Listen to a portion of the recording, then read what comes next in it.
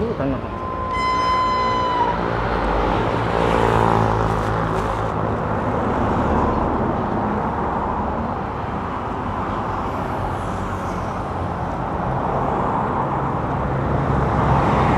Diretso uwi na ba?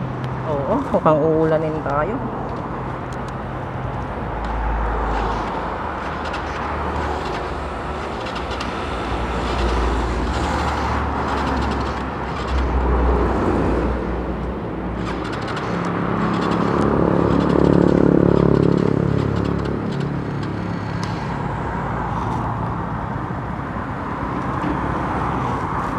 Naman pala, hindi nakagat eh.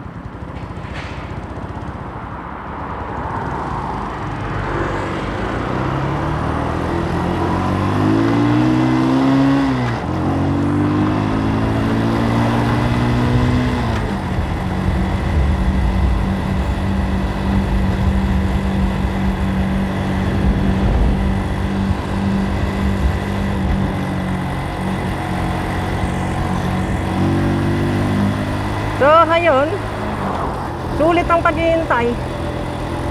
Nakakuha tayo ng sticker kay Boss Reed. Pero kay Kapwa, hindi.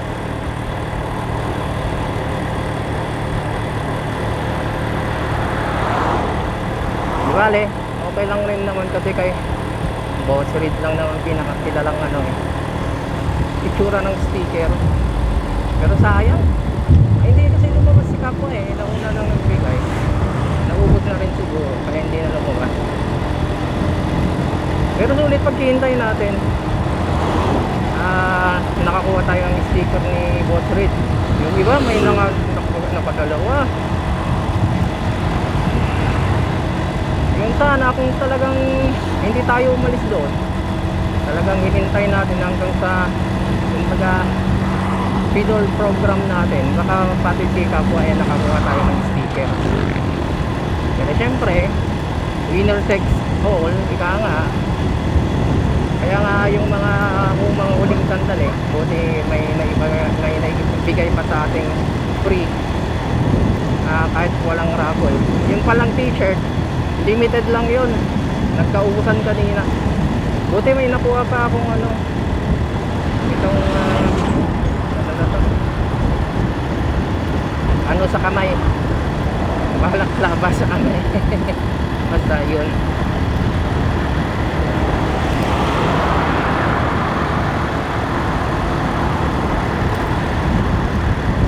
Yun yung mga gustong maging negosyante, pwede ba kayong mag-avail minimum 5,000 para may discount kayo pang benta. Di ko alam kung parehas ang discount sa minimum at sa bumibili ng bultuhan. Di ko lang alam kung parehas ang bracket or may mga previous yung nagbubultuhan. Hindi natin alam. Yung price nila just right lang, makikita nyo rin naman sa i-upload ko. Halos lahat na videoan ko. Ang lawak kasi, kaya hindi ko na nakunan lahat. Yung iba pa nga nilalagpasan ko na lang, importante naka-video. Pero wala, hindi nyo yata mag-zoom yun eh. Hindi naman hindi naman GoPro tong camera ko, cellphone lang. Unless may mga nakuha tayong information na akma sa ating motor kahit pa paano. Mga 317 tires, mga ganon, yung mga pang 17, yung mga interior, tsaka iba pa.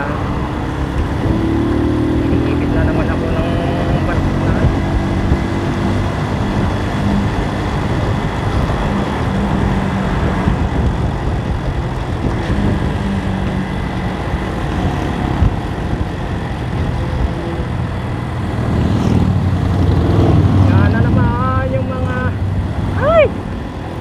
ko talaga magpa-pulsor. Kailan kaya ako magkakaganyan?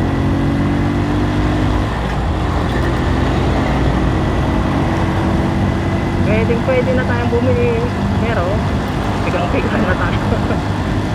At saka putik, wala na ba talagang mahanap na carburetor na ganyan? Wala talaga.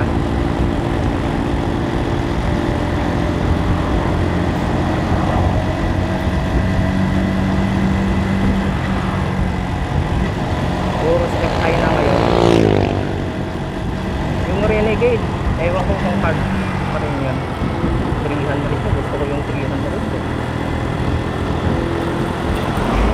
Ayos rin naman yung 125, malakas ang horsepower din nun. Basta Renegade. Pero ang problema ko, ay 125cc na ako.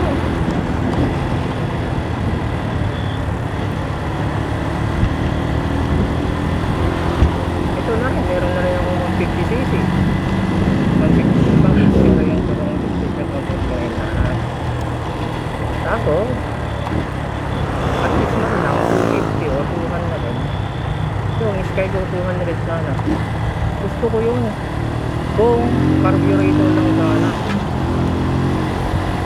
Ka na, talagang gusto ko ng carburetor eh. Sakto sana yun, 260 lang yung carburetor. Okay lang sa akin, kahit sabihin na natin yung matipid sa gas, kasi nga carburetor. So, gamay na gamay ko eh. Hindi lang sa maintenance, pati sa rides. Yung piga ng carburetor talagang alam ko ang sagat. Alam ko rin ng kapatidan nito pag ini-engine brake mo.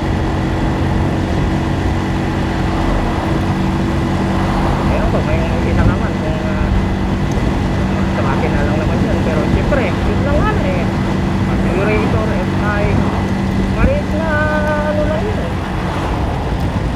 Hindi siguro malaki. Pero basta para sa akin, gusto ko talaga ng carburetor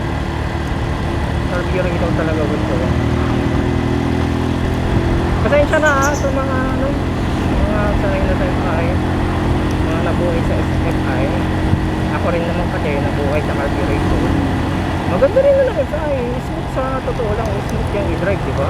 Kahit hindi ko alam eh, yun yung sinasabi ng mga ibang vlogger na may carburetor, may ano, o kaya nakaranas ng carburetor, FI. O kasi wala pa akong nararanasang FI, carburetor lang. Pati 2-stroke, hindi ko rin naranasan. Basta, nandito ako sa era na to. Mukhang sa panahong parang nawawala ng carburetor. Ganun ba yun? Huwag naman sana. Daming umaasa pa sa carburetor, kaya huwag niyang mawalayin, di ba? Diba, gaya ng TMX, yung YTX ko, marami.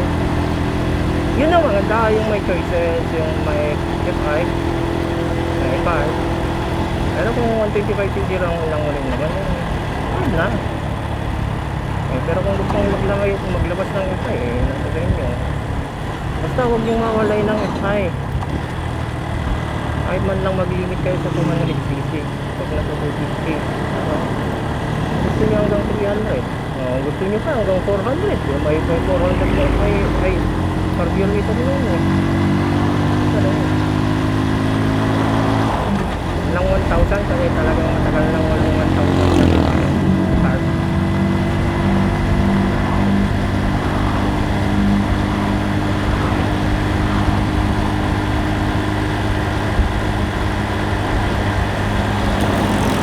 Bibili tayo ng pasalubong kasi natin nilalaro eh. Kabero.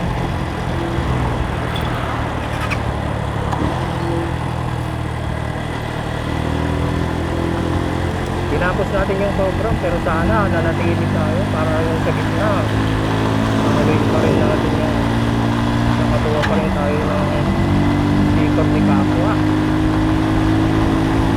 Ay naka but well, importante nakakuha tayo ng sticker ni Boss Red. Oh my God,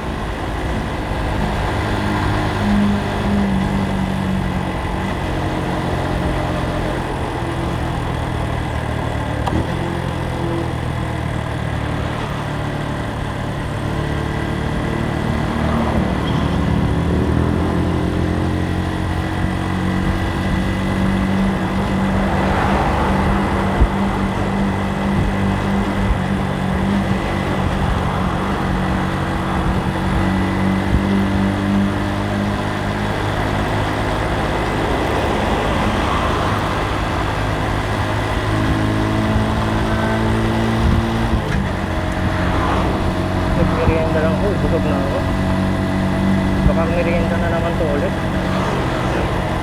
Wala nang kain-kain ng kanin. Madali ako, busog yung maganda sa akin. Huwag mo lang akong pagtrabahuin. Kasi pag pinagtrabaho mo talaga ako, parang tatabayin na kumain. Maluluwi ka sa kain sa akin. Ang oras ng trabaho mo. Nagaktak ako kung magpawis eh. Kung may pinilalaman yun, pero madali ako magutom. Pwede ba akong mahilo? Pag nagtrabaho ako, bigla akong magutom. Pwede ba akong mahilo? Yung manungihilig yung mga kagaymonan. Malamig, pinagpapawitan. Kaya huwag mo maabot sa ganun. Hindi maganda yung tayo. Kaya kain agad. Kaya dapat pag nagtatrapa ako, may kain. Kaya nakahanda ng pagkain. Hindi yung hihintay ko kayo niluluto mo kayo. Ako, nariyan ka na lang ako. Pero syempre nilagyan na lang konti. Pero hindi ako magtotok para hindi masira ko katawan. Ano tayo? Pag pita, tubig. Ibsan lang. Pita tapos tubig. Nakakutong rin kasi pag tubig lang. Kaya haluan natin ng pita. Pita, tubig. Tapos no, hintayin natin may ilang oras ng isa ka ng medyo na yung pagkain. Siyempre pa tayo. Diba? Tignan natin itong outside kung meron silang drinks coolers dito. Hindi gaya sa Rosario, wala. Tignan natin kung may coolers sila. Wala ka rin.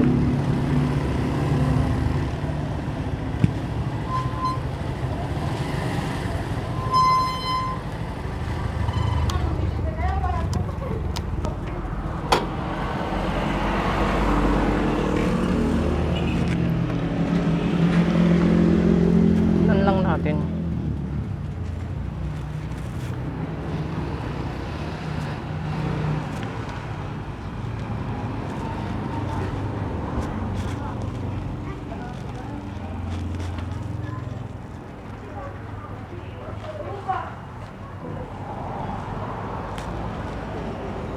awan drinks danong awan ref da niya awan cooler da awan cooler da awan